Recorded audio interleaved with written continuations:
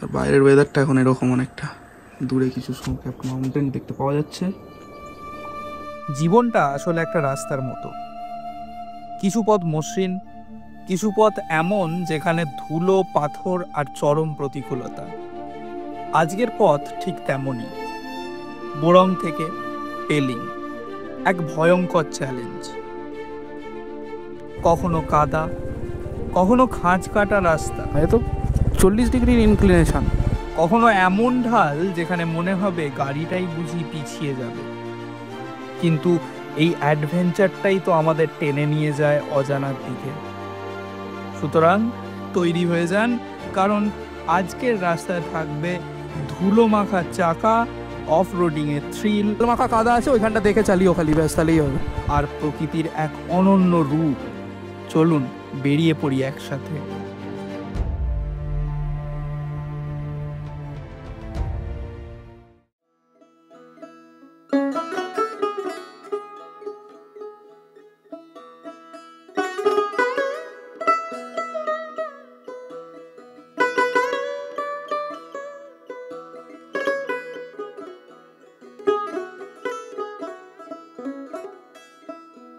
ও তোমায় রিতমা ছাড়ে রাখিব,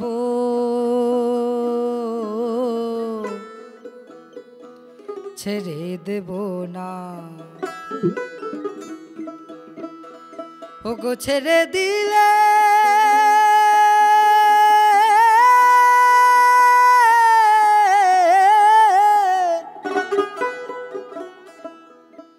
ওগো ছেড়ে দিলে সোনার গৌর আর পাবে না।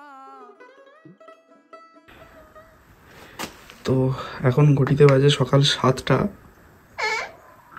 রুমের ভেতর থেকেই সুন্দর ভিউ পাওয়া যাচ্ছে। আর দরজাটা জাস্ট খুললাম, দেখলাম এনারা একটা ফ্লাস্কে করে চা আর 2টো কাপ একদম আর্লি মর্নিংয়ে দিয়ে চলে গেছে, যেটা আমাদের এই বারান্দাতে বসানো। আর বাইরের ওয়েদারটা এখন এরকম, অনেকটা দূরে কিছু স্নো ক্যাপড মাউন্টেন দেখতে পাওয়া যাচ্ছে। দারুণ। এখানে রাত্রে হয়েছিল বনফায়ার। এই হলো আমাদের cottage.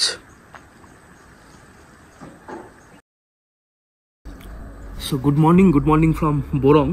Right now we are having tea, morning tea, and both of us are enjoying the view, the spectacular view of Morning Mountain.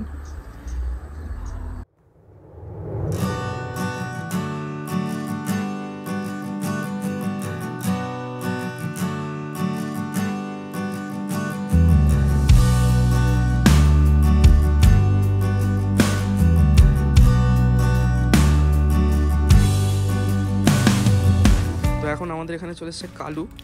এই এই এই রিসর্টে, মানে এই হোমস্টেতে এই দুজন আছে। আমি এদের দুজনের নাম দিয়েছি, এর নাম কালু, আর একজন আছে হাস্কির মতো দেখতে, তাই ওর নাম হাস্কিন্দার। তো এরা দুজনে এসছে। কালকে রাত্রে হাস্কিন্দার বিস্কুট খেয়ে গিয়েছিল, কালু এখন বিস্কিট খাচ্ছে। কালু দেখছে, চোখ দিয়ে পিছুটি কেটেছে। বসে পড়বো।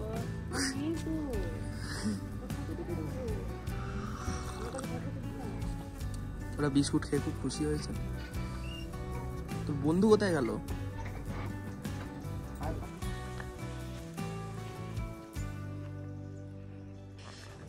তো সকাল সকাল উঠে গাড়িটা একটু মুছে নিলাম। গাড়িটা প্রচণ্ড নোংরা হয়েছিল, কালকে কয়েকটা প্যাচ খুব খারাপ ছিল, মানে কাদা জল ছিল, তার ফলে গাড়িটা পুরো একদম নোংরা হয়ে গিয়েছিল।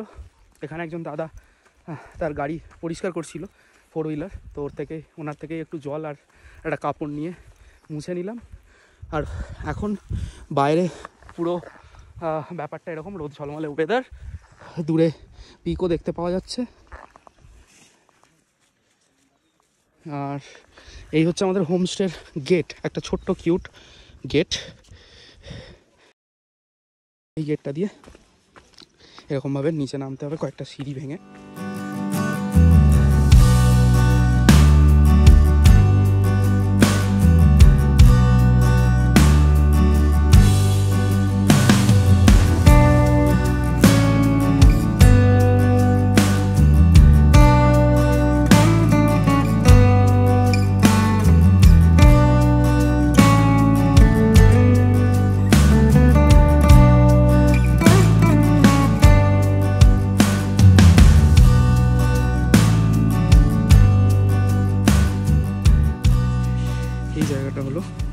এরিয়া, যেখানে কালকে রাত্রেও আমরা খাওয়া দাওয়া করেছি।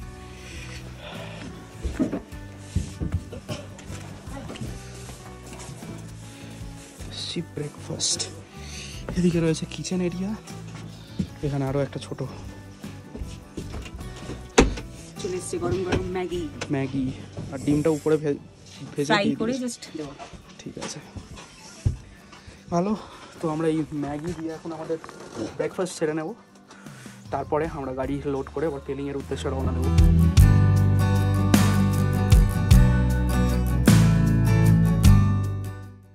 তো আমরা এখানে ব্রেকফাস্ট করছিলাম, আর মাউন্ট পান্ডিমকে নিয়ে কথা হচ্ছিল একটু আগে। এটা কাঞ্চনজঙ্ঘাটির রেঞ্জ একটা। আর আমার সাথে এখানে রয়েছেন এই প্রপার্টির ওনার।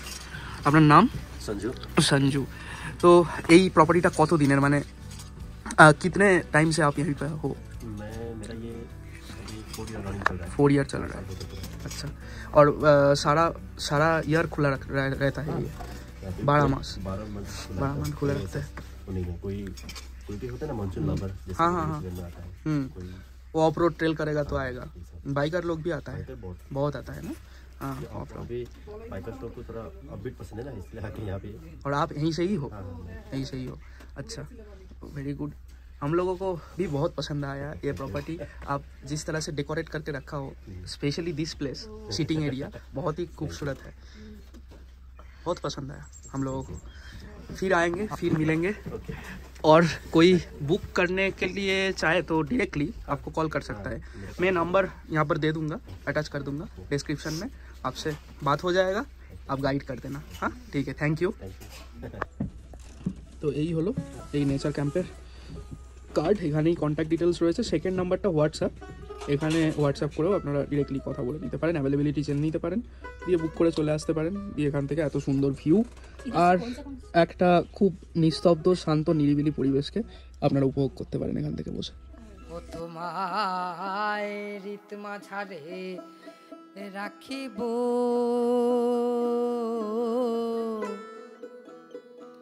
ছেড়ে দেব না। তো আমরা বোরং নেচার ক্যাম্পস থেকে আজকে চেক আউট করে গেছি। চেক আউট করে বাইক সব রেডি, আমাদের বাইকে লোড ফোড করে। কালকে বাইকের অবস্থা খুব খারাপ ছিল, সকালে একটু মুছে নিয়েছি একজন দাদার থেকে। আর এখন আমরা পেলিংয়ের উদ্দেশ্যে রওনা দিচ্ছি। তো অল সেট ফর টুডে। জয় শিব শম্ভু, জয় মা কালী, জয় বাবা তারকনাথ। তাই হোটেলের ওনার এবং যারা রয়েছে সবাই খুব ভালো, সবার ব্যবহার খুবই ভালো। এখন আমাদের এই হোমস্টে থেকে বেরোতে গেলেই অফ রোডিং করতে হবে। তো বাইকারদের জন্য এটা খুবই সুন্দর জায়গা।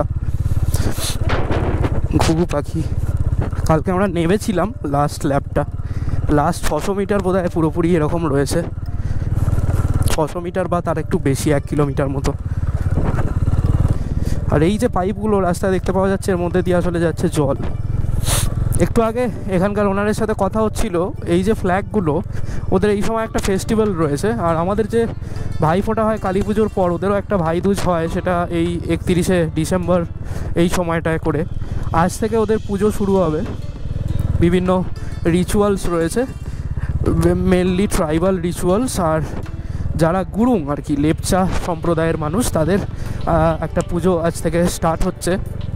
সেই পুজোটা চলবে কাল পরশু পর্যন্ত। আর তারপর থেকে বিভিন্ন মেলা এবং ওই ফ্ল্যাগগুলোও পুজো হবে। তো তারপরে ওই ফ্ল্যাগগুলো ওরা বিভিন্ন জায়গাতে বাড়িতে লাগাবে। আর এটা মেনলি শান্তির জন্য ওরা করে থাকে।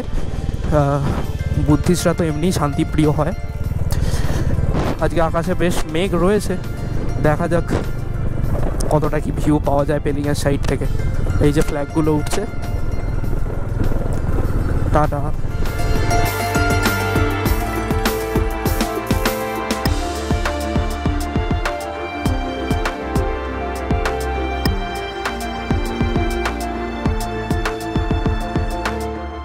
বা বিশাল তো।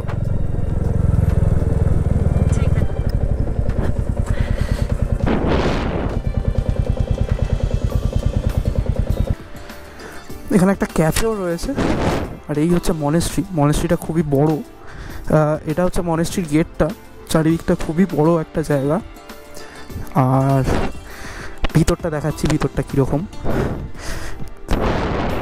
তবে বোরংয়ের দিকে আসলে এই যে মনেস্ট্রিটা, এই মনেস্ট্রিটা অবশ্যই ঘুরে দেখা উচিত বলে আমার মনে হয়, অবশ্যই ঘুরে দেখা উচিত। এখানে একটা খুব সুন্দর স্ট্যাচু রয়েছে। কৃষ্ণ না মনসা না বিষ্ণু? বিষ্ণু, খুবই সুন্দর দেখতে লাগছে। হ্যাঁ, আর এই হচ্ছে মনেস্ট্রির গেট। সমুদ্রপৃষ্ঠ থেকে প্রায় ৭,০০০ ফুট উচ্চতায় সিকিমের দক্ষিণে রা বাংলা ও বোরংয়ের মাঝে অবস্থিত এই রালং মনেস্ট্রি, যেটা বৌদ্ধ ধর্মের কাগ্যু সম্প্রদায়ের অন্যতম প্রধান ধ্যান কেন্দ্র। বলা হয় চোগগাল রাজবংশের চতুর্থ রাজা সিদ্ধকং নামগ্যাল যখন তিব্বতে যান এবং দীক্ষিত হয়ে সিকিমে পুনরায় ফিরত আসেন, তখন ধর্মগুরুর নির্দেশে তিনি এই পবিত্র মনেস্ট্রির স্থাপনা করেন। আজও রালং মনেস্ট্রি তার বর্ণময় গঠনশৈলী, বিশাল বুদ্ধ মূর্তি যেটি আমাদের দেখা হয়নি, এবং চিত্রাকর্ষক থাঙ্কা চিত্রকলার জন্য প্রসিদ্ধ। সর্বোপরি এই যে বৌদ্ধ মঠটি, সেটি শুধুমাত্র আধ্যাত্মিকতার কেন্দ্র নয়, বরং প্রকৃতি ও স্থাপত্যের এক অপূর্ব সংমিশ্রণ। প্রত্যেক বছরে এখানে অনুষ্ঠিত হয় পাং লাপসোল উৎসব, যেখানে ভক্ত এবং পর্যটকেরা একত্রিত হন সিকিমের রক্ষাকর্তা দেবতা গুরু পদ্মসম্ভবের প্রতি শ্রদ্ধা নিবেদনের জন্য। আমরা জানতে পারি সেই উৎসবে বিভিন্ন রকমের মুখোশ পরা নৃত্য, ঐতিহ্যবাহী বাদ্যযন্ত্রের সুর এবং আধ্যাত্মিক আচার অনুষ্ঠান সবকিছু মিলেমিশে এক হয়ে যায়।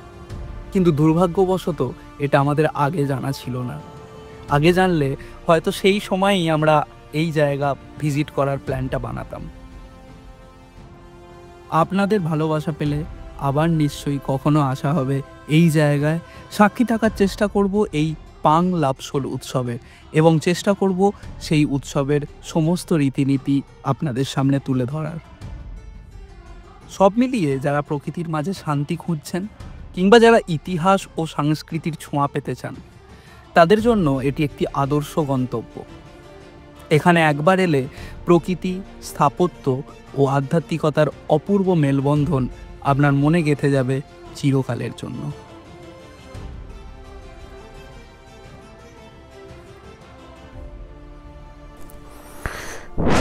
ঘড়িতে বাজে 10:44।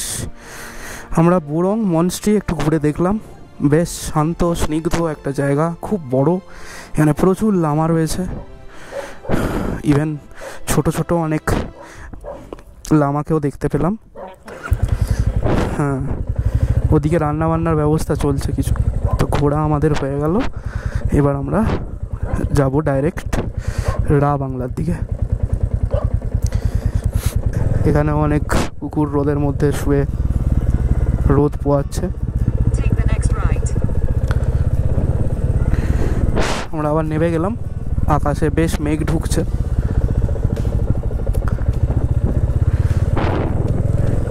এখনো অবধি মাউন্ট পান্ডিম ক্লিয়ার আমাদের কাছে। ডেনসা পালচেন চোসলিং মনেস্ট্রি, অনেক বড় নাম,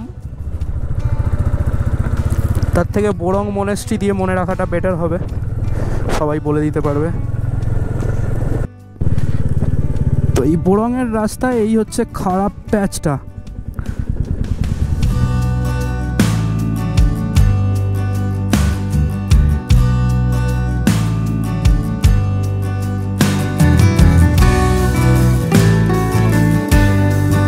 ফুল অফ রোড।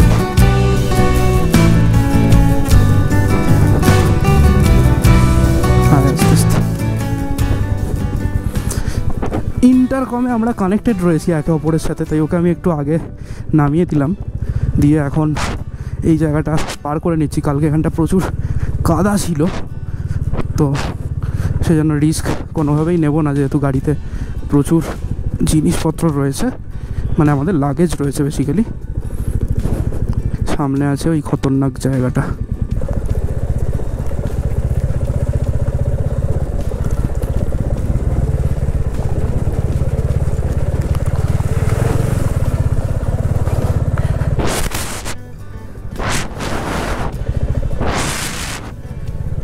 ক্রস করে নিয়েছি, এই জায়গাটা নিয়েই চিন্তায় ছিলাম। এখানে ব্রেক কষলে পড়বেই অবধারিত। এই বাজে রাস্তা ক্রস করার আনন্দটা নিতান্তই বিলাসিতা ছিল, সেটা পরে বুঝেছিলাম। জানতে হলে দেখতে থাকুন পরে কি হলো। এরপরে আবার রাবাংলা অবধি রাস্তা ঠিক আছে।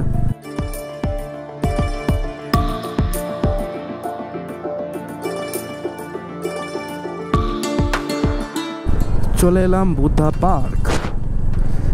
আজকে এরকম আরও দুটো প্যাচ পড়ার কথা, দেখা যাক। চলে তো ঠিক যাবই, কত রাস্তা পেরিয়ে চলে এলাম, কিন্তু সব রাস্তায় সাবধানে দেখে শুনে চলতে হবে, এই হচ্ছে ব্যাপার। এখানে কিন্তু অনেক গাড়ি সবসময় লেগে থাকছে, যারা আর ওই বোরং টোরং যাবে না এখানে থেকে যাবে। এই যে হোটেলগুলো রয়েছে,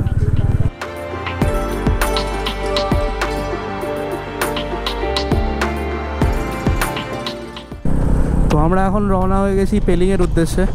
মধ্যিখানে খারাপ খারাপ প্যাচ আছে, বাট যেখানে NH 512-এর অবস্থা ভালো সেখানে এরকমভাবে রাস্তার অবস্থা মানে খুবই ভালো কন্ডিশনে রয়েছে, বাট কিছু কিছু জায়গায় খুব খারাপ কন্ডিশনে রয়েছে, সেই জায়গাগুলো দেখে চালাতে হবে। স্লিপিং বুদ্ধার হাফ খুলে এসছে আমাদের কাছে, খুবই কাছে মনে হচ্ছে কাঞ্চনজঙ্ঘার রেঞ্জ। কালকের মতো আজকেও টিল নাও ওয়েদার ভালো রয়েছে। এই রাস্তায় অনেক হোমস্টে এবং হোটেল দুই দেখতে পাচ্ছি আমি। অসাধারণ ভিউ পাওয়া যাচ্ছে কাঞ্চনজঙ্ঘার এখান থেকে। আমরা যে দিকটায় ছিলাম বোরংয়ের, সেই দিকটায় পান্ডিম দেখতে পাচ্ছিলাম। এখন আমরা পেলিংয়ের উদ্দেশ্যে রওনা দিয়েছি। এখন রাস্তা থেকে পুরোই কাঞ্চনজঙ্ঘার এখন অবধি পুরো হাফ ভিউ স্লিপিং বুদ্ধার আমরা পাচ্ছি। কাজ চলছে, রাস্তা আরও ভালো হচ্ছে। যে সমস্ত জায়গা ধসে গিয়েছিল বা কোনো না কোনো সময় ক্ষতিগ্রস্ত হয়েছে, ধস, ল্যান্ডস্লাইড বা অন্যান্য কোনো কারণে, সেই সমস্ত জায়গাগুলোকে সারাইয়ের কাজ চলছে পুরো দমে। কারণ এই সময়টা তো রেনি সিজন না, তাই রাস্তার কাজের যে ব্যাপারটা সেইটাও এই সময়ই করতে হয়। কাশ্মীরের সবুজ পাহাড়গুলো অন্যরকম লাগে এই কারণে, কারণ ওখানে যে গাছগুলো থাকে সেগুলো একই রকমের গাছ, আর এখানে অনেক রকমের গাছ রয়েছে। কি অবস্থা, এই রকম ভিউ রয়েছে আজকে। আঁকা বাঁকা রাস্তা নেমে চলেছে নিচের দিকে, আবার কোনো না কোনো সময় উঠতে তো হবেই। এই জায়গাটায় যেমন রাস্তাটা একটু বসে গেছে,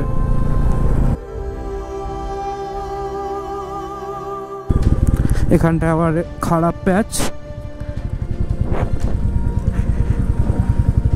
সব সময় সামনের গাড়ির থেকে একটা মিনিমাম ডিস্টেন্স মেনটেন করা উচিত, কারণ এই রাস্তাগুলোতে কখন কে কোথায় দাঁড়িয়ে পড়ে তার ঠিক ঠিকানা থাকে না। এই রাস্তাটা যথেষ্ট ন্যারো, এতক্ষণ এত চওড়া রাস্তা দিয়ে আসছিলাম, এখন দেখছি তার হাফ রাস্তা এখানে। এই রাস্তাগুলো ইমিডিয়েট ঠিক করা উচিত, যেহেতু এত টুরিস্ট আসে সিকিমে। আবার আসছে খারাপ রাস্তা। এখানে একটা পেট্রোল পাম্প ছিল না, আছে বন্ধ, যেটা ব্যাপার। এখানে ল্যান্ডস্লাইড জোন।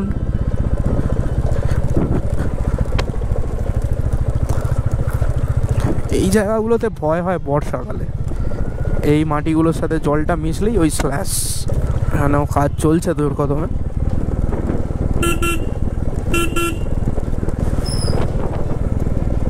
আমরা এই ট্রিপে কিছু রোডে চললাম বটে। আমরা যতই সামনে এগোচ্ছি রাস্তা যেন ততই সংকীর্ণ এবং চ্যালেঞ্জিং হয়ে উঠছে। এনএল কোথাকার? নাগাল্যান্ডের গাড়ি, গভর্নমেন্ট অফ নাগাল্যান্ড। কাঞ্চনজঙ্ঘাটা জাস্ট সামনে, জাস্ট 4-5টা পাহাড় পরেই মনে হচ্ছে দেখে। এরপর যে সমস্ত রাস্তা আমরা অতিক্রম করলাম সেগুলো সত্যি মনে রাখার মতো।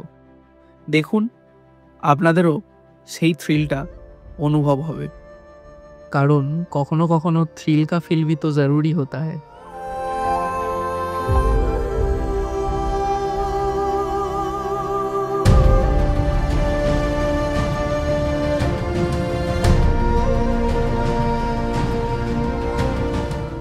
ভালো রোড করছিলাম, ভালো রোড শেষ।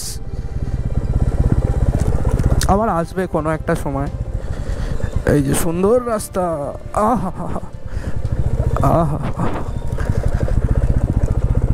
ফুল অফ রোড, এগুলোই তো experience. Slash slash slash slash, but still better than the previous one. Sharp decline. ও হো রাস্তা যেমনই হোক এদিকের ভিউ দেখে নেবেন, তাহলেই দেখে নিলেই কি হয়ে যাবে, মন ভালো হয়ে যাবে।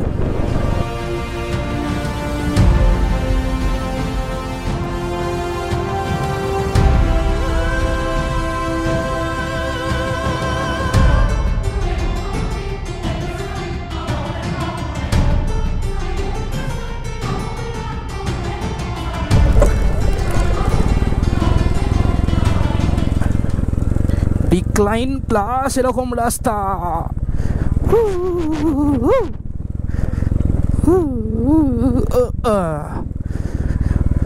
উতর গয়ে। খুব সুন্দর, মনে হচ্ছে বাইক নিয়ে ট্রেক করছি।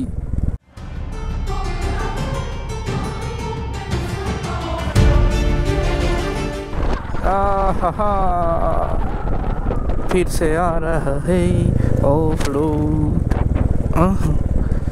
এখানটা একটা হেয়ার পিন আছে, এইগুলোই কাদায় মিশছে, এগুলো সেই একদম ফাইন একটা ধুলোর মতো, আর ওইটাই জলে গুলে গেলে ডেঞ্জারাস কেস হয়ে যাবে পুরো। হ্যাঁ,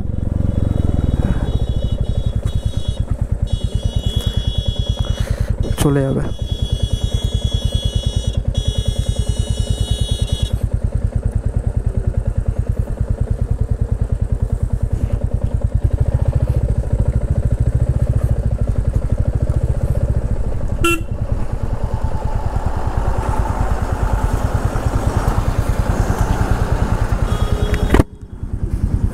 ভয়ঙ্কর ধুলো এই রাস্তাটায়।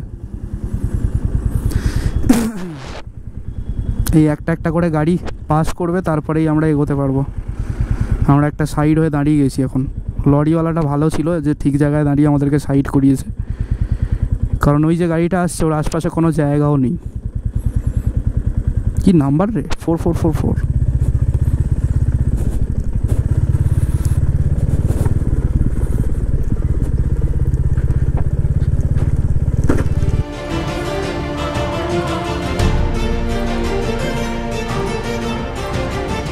আবার এসে গেছি ভয়ঙ্কর রাস্তায়, পুরো স্ল্যাশ, ফুল স্ল্যাশ। ফাইনালি যাক, চুপচাপ জল পড়ছে ওপর থেকে, কাদা দিয়েই যাই। সেগুলো শুকনো, সেগুলো বেশি স্লিপ করছে।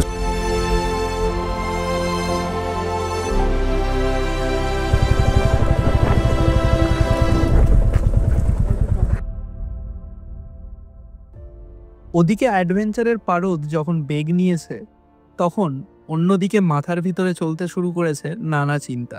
ঠিক যেমনটা এই ভিডিও দেখতে দেখতে আপনাদের মাথার ভিতরেও আসছে। এরকম রাস্তা, জনমানবহীন পরিবেশ, এর মধ্যে যদি কিছু হয়ে যায়, কিছু অঘটন ঘটে, তাহলে কি হবে? এই চিন্তাটাকে দূর করে বেরিয়ে পড়াই তো অ্যাডভেঞ্চার। নিজের কমফোর্ট জোন থেকে বেরিয়ে এসে নিজেকে পুশ করাটাই তো অ্যাডভেঞ্চার। তাই সেই ব্যাপারগুলো মনের মধ্যে থাকলেও তাদেরকে এই দেখা, পরিবেশকে ফিল করার যে ব্যাপারটা, সেটা কিন্তু ছাপিয়ে গেছে বলেই আমরা এই পথ অতিক্রম করতে পেরেছি। ওটা দিয়েই উঠতে হবে? বাবা, এ তো 40 ডিগ্রির ইনক্লিনেশন।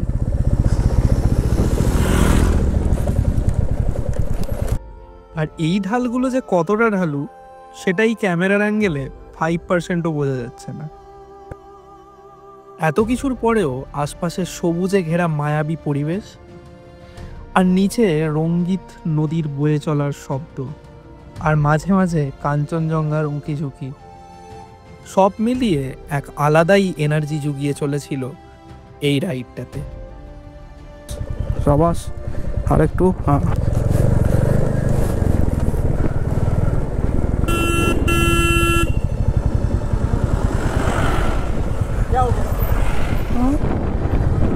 क्या हो गया ভুল করে আবার क्या हो गया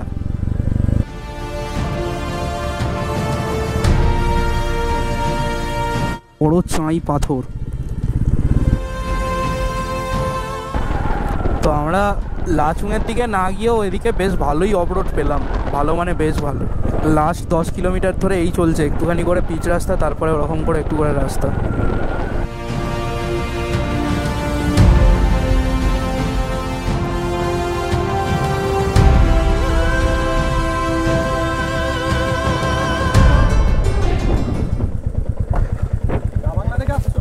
হ্যাঁ খুব খারাপ স্ল্যাশ আছে বিভিন্ন জায়গায় কাদা মাখা আর কি মাটি মানে জল মাখা কাদা ওই জায়গাগুলো একটু দেখে চালাতে হবে ব্যাস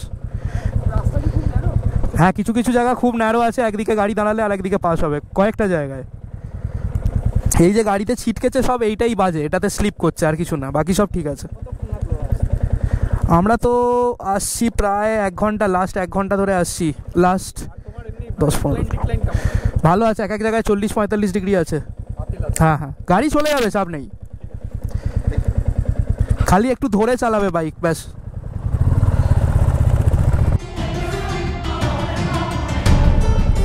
এইদিকে খুব খারাপ চলবে যেখানটায় কাদা মাখা জল মাখা কাদা আছে ওইখানটা দেখে চালিও খালি ব্যাস তাহলেই হবে স্ল্যাশ পুরো স্ল্যাশ তাই ঠিক আছে চলো সামনে আরও খারাপ আছে সামনে বলছে আরও খারাপ চলো দেখি বেরোতে তো হবে তো এই রাস্তা চলছে আমরা উপর থেকে আসছি রাবাংলার দিক থেকে পেলিংয়ের দিক থেকে আসা কিছু রাইডারের সাথে জাস্ট দেখা হলো তারাও জিজ্ঞাসা করলো রোডের কন্ডিশন সবার একটাই কোয়েশ্চেন যে রোড কীরকম কারণ আমরা লাস্ট 1 ঘন্টা ধরে গাড়ি চালাচ্ছি লাস্ট 1-1.5 ঘন্টা ধরে এরকমই রোড চলছে আমি সকালবেলায় বেকার চাপ নিচ্ছিলাম বোরঙের ওই জায়গাটা নিয়ে তারপরে এসে দেখলাম তার থেকেও খারাপ অবস্থা অনেক জায়গায় যাই হোক চলো যাওয়া যাক আস্তে আস্তে টাইম আজকে লাগবে একটু বাট গুগল যা এস্টিমেটেড টাইম দিয়েছে তাতেই আমরা আছি মোটামুটি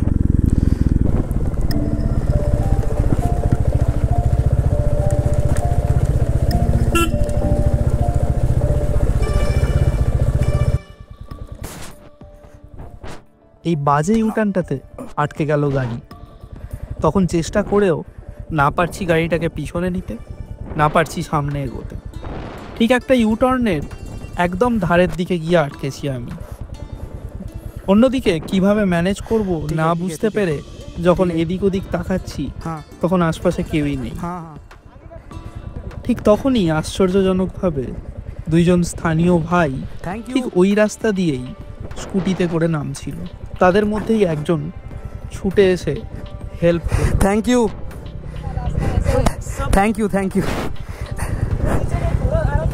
ঠিক আছে হয়তো কেউ রয়েছে এই সব কিছুর পিছনে যে আমাদের এই অ্যাডভেঞ্চারটাকে সফল করার জন্য তার মতো করে সাহায্য করেছে আড়ালে থেকে রাস্তায় হঠাৎ পাওয়া কিছু স্থানীয় মানুষ আর তাদের এই যে ব্যবহার এটাই রিপ্রেজেন্ট করে তাদের মানসিকতা এবং তাদের মনুষ্যত্ব বোধের এই অনুভূতিগুলো এই ধরনের রাইডে আর একটা পালক যেন অ্যাড করে দেয়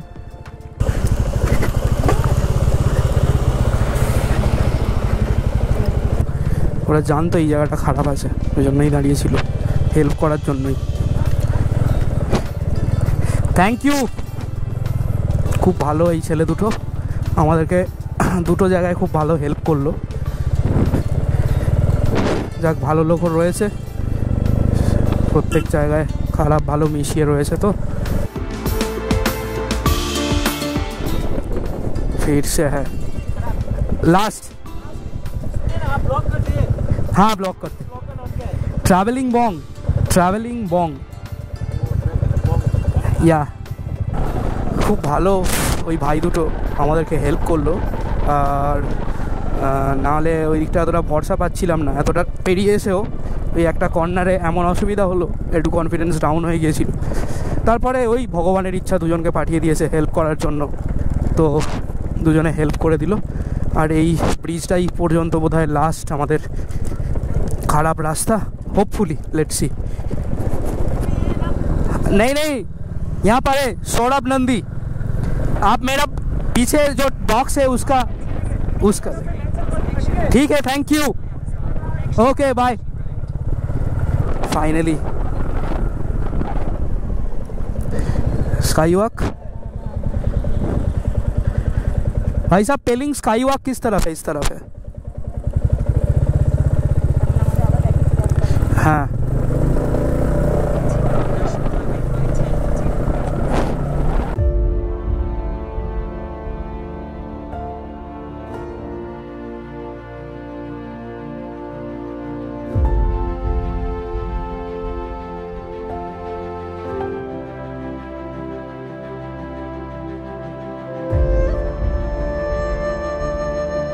তাতোপানি থেকে ডান দিক নেওয়ার পর টারমাক রাস্তা দেখে মনে কিছুটা স্বস্তি এলেও প্রকৃতি তখন চ্যালেঞ্জটাকে কিছুটা ফ্লিপ করে দেয়। মানে ৩৯০০ ফিট উচ্চতা থেকে আমাদের পৌঁছতে হবে এখন ৭১০০ ফিট উচ্চতায় অবস্থিত পেলিংয়ের স্কাই ওয়াকে।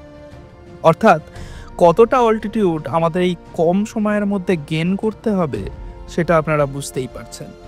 যেন মনে হচ্ছে বাইক নিয়ে এখন সিঁড়ি ভেঙে উপরে উঠছি, এক একটা ইউটার্ন যেন এক একটা সিঁড়ির বাঁক। ততক্ষণে কাঞ্চনদাও পাশ থেকে উদাও। তাই ডিপ ইন দ্য মাইন্ড কোথাও একটা চলছে, স্কাই ওয়াকে পৌঁছে পাবো তো দেখতে ওনাকে।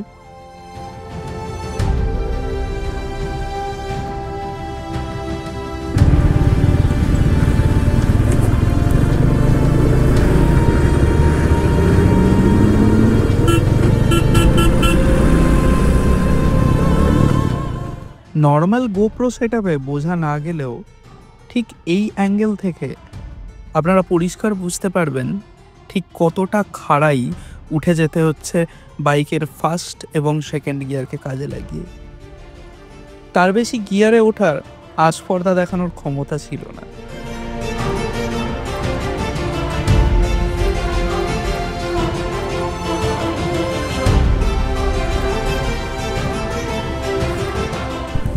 উপরে না নিচে?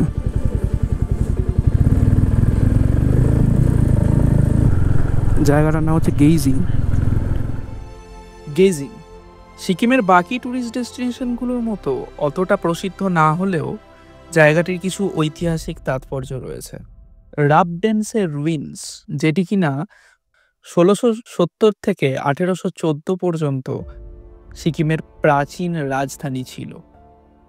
আর এই রাবডেন্সের রুইন্সে গেলে আপনারা দেখতে পাবেন সিকিমের সেই প্রাচীন রাজধানীর অল্প কিছু ধ্বংসাবশেষ। কিন্তু সেখানে যেতে গেলে এখান থেকে একটা ছোট্ট ট্রেক আপনাদের করতে হবে, এবং সেই ট্রেক যদি করতে হয় সেক্ষেত্রে পেলিং থেকে একটি গাড়ি নিয়ে এখানে এসে সেই পাহাড়ি ট্রেক এবং তার সাথে রাবডেন্সের রুইন্সের ঠিক পাশেই অবস্থিত একটি মনাস্ট্রি, যেটা one of the oldest monastery of Sikkim, Pemayangtse monastery, সেটাও আপনারা ঘুরে দেখতে পারেন।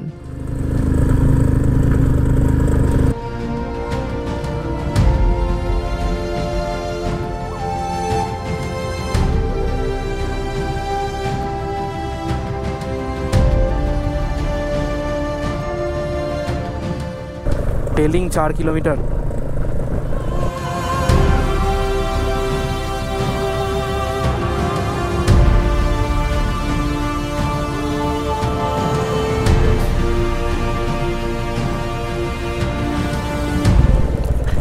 এই রাস্তাগুলো গভর্নমেন্টের ঠিক করা উচিত। এত টুরিস্ট আসে, যদি না ঠিক করে তাহলে এখানে তো মনে হয় না ধস ল্যান্ডস্লাইড হয়েছে বলে, তো নর্মালি হয়ে গেছে, যথেষ্ট ঠিক আছে। চারপাশ রাস্তাগুলোকে এরকম বানিয়ে রেখেছে যাতে গাড়ি না বেশি জোরে যেতে পারে, নাকি ভগবান জানে। Welcome to Pelling. বাবা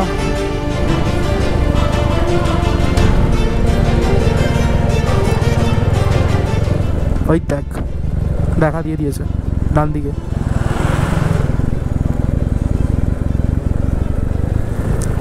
পুরো রেঞ্জটা খুলেছে এতক্ষণে। পাইনের ফরেস্ট, এই সোজা ঠিক করে দেখ, মেলা চলছে একটা। তো আবার গুগল বাবাজি আমাদের রাস্তা গুলিয়ে দিল। গুগলকে দোষ দিয়েও লাভ নেই, নেটওয়ার্ক ঠিক ছিল না। তাই আবার আশপাশের লোকের থেকে জেনে আমাদেরকে ঠিক রাস্তা নিতে হলো। কিন্তু রাস্তার যা অবস্থা দেখে নিন। বাপ রে বাপ, ও রাস্তা এগুলো দেখার জায়গা বানিয়েছে, রাস্তা বানায়নি। জঘন্য রাস্তা একটা। স্কাই ওয়াক যাওয়ার রাস্তা এরকম করে রাখলে হয়? তো পুরো ইনক্লাইন আছে মনে হচ্ছে।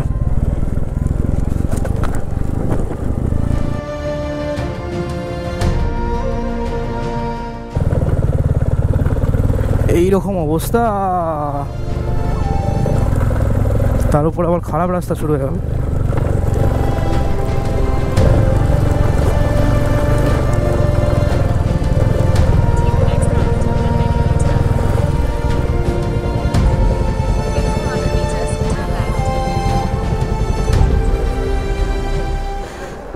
ঘড়িতে বাজে 1:52 আর এখন আমরা এসে পৌঁছেছি পেলিংয়ের স্কাই ওয়াকে।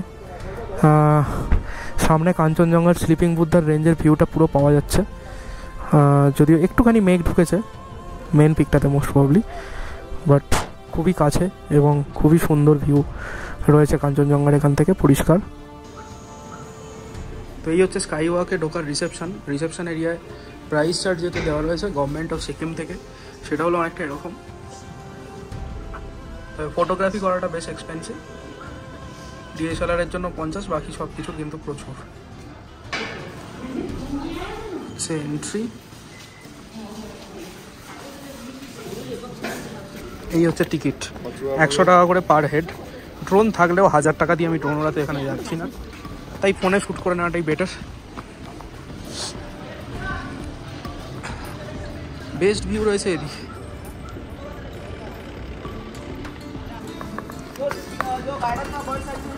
এই জায়গাগুলো টিকিটের প্রাইস কিন্তু যথেষ্টই ভালো, মানে এখানে 100 টাকা ঠিক আছে বুঝলাম অনেক উপরে, বাট ফটোগ্রাফির জন্য এত টাকা হওয়া দেওয়া উচিত কিনা জানি না। সকাল থেকে অনেক চড়াই উতরাই পার করে আমরা ফাইনালি পৌঁছে গেলাম সমুদ্রপৃষ্ঠ থেকে প্রায় 7200 ফুট উচ্চতায় অবস্থিত পেলিং স্কাই ওয়াকে। আর এই পেলিং স্কাই ওয়াক হলো ভারতের প্রথম স্কাই ওয়াক, যা পর্যটকদের জন্য এক রোমাঞ্চকর অভিজ্ঞতা এনে দেয়। এই স্কাই ওয়াকের সবচেয়ে বড় বিশেষত্ব হলো এটি চেনরেজিক মূর্তির ঠিক নিচে অবস্থিত। এই বিশাল চেনরেজিক মূর্তি, যা 137 ফুট উচ্চতার, এবং এটি বিশ্বের অন্যতম বৃহৎ পদ্মাসনে স্থিত বুদ্ধ মূর্তিগুলোর মধ্যে একটি। চেনরেজিক হলেন করুণার প্রতীক এবং তাকে 4 হাত বিশিষ্ট অবস্থায় চিত্রিত করা হয়, যা দয়া ও সহানুভূতি প্রকাশ করে থাকে। স্বচ্ছ কাঁচের উপর দিয়ে হাঁটতে হাঁটতে নিচের গভীর উপত্যকা আর চারপাশের পাহাড়ের অপরূপ দৃশ্য এখান থেকে খুব সুন্দরভাবে উপভোগ করা যায়। আর যদি ভাগ্য ভালো থাকে, খুব কাছ থেকে উপভোগ করা যায় কাঞ্চনজঙ্ঘার মনোমুগ্ধকর দৃশ্য, যার সাক্ষী হয়েছিলাম আমরাও। দেখে নিন তারই কিছু সিনেম্যাটিক শটস।